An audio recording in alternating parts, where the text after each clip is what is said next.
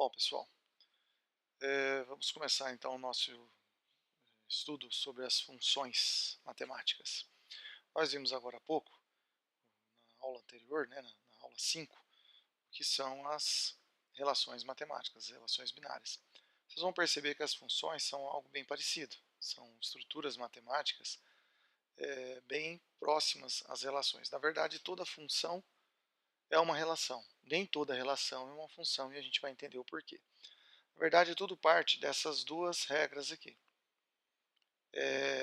Para que uma relação seja uma função, ela tem que obedecer essas duas imposições, essas duas condições. Primeiro é que no conjunto de partida, o conjunto A, não deve sobrar nenhum elemento sem relacionar-se a elementos de B. Todos os elementos do conjunto A têm que estar relacionados aos elementos do conjunto B. Tudo bem? Essa é a primeira imposição. Inclusive está mencionado aqui, é uma regra que associa elementos do conjunto A, denominado domínio da função, dm de f, ao conjunto de partida, ou, aliás, o conjunto de partida ao conjunto de chegada B, que é chamado de imagem de f. Então, todos os elementos do conjunto A têm que estar relacionados com algum elemento de B. A segunda imposição é que cada elemento de A associa-se a um e somente um elemento de B. Eu não posso ter um único elemento de A relacionando a dois ou mais de B. Algo mais ou menos assim. Vou pegar aqui um diagrama, nossa luzinha. Imagine que eu tenho então aqui meu conjunto A. E eu tenho elementos lá dentro. Tem pontinhos aqui lá dentro. Então, para que seja uma função de A em B, todo elemento de A tem que estar relacionado a algum elemento de B. Quando eu digo todos, são todos mesmo, tá? Sem exceção. Se a relação estiver desse jeito, não é função, porque tem elementos em A sobrando. Então, vamos lá. Posso até ter dois elementos diferentes, dois ou mais, elementos diferentes de A se relacionando ao mesmo de B. Isso pode. O que não pode é uma situação onde você tem um único elemento de A se relacionando a dois ou mais elementos de B. Se eu tiver uma situação assim, aí a gente já não tem uma função. Pode até ser uma relação, mas não é uma função. Então, não pode sobrar elementos no conjunto A sem estar relacionado a elementos de B, e todos os elementos de A têm que estar relacionados a um e somente um elemento de B. Eu não posso ter uma situação como essa. Pode até sobrar em B, tá? Se eu colocar aqui, por exemplo, elementos sobrando em B, isso continua sendo uma função.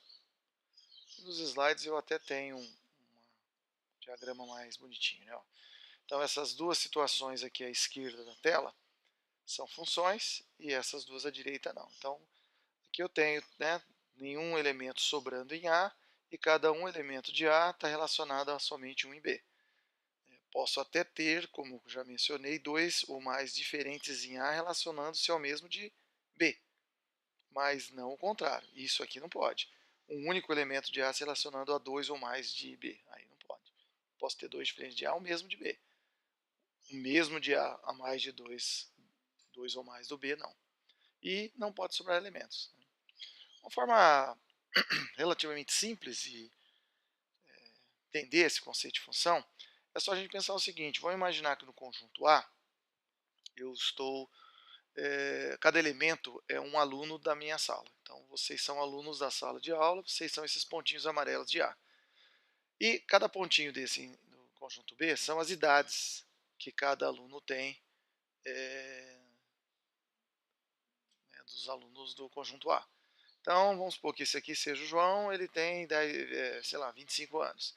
Esse é o Pedro, ele tem 18 anos. Essa é a Maria, ela tem 30 anos. Observem por que não pode sobrar elementos de A. Suponha que esse aqui seja o Júnior.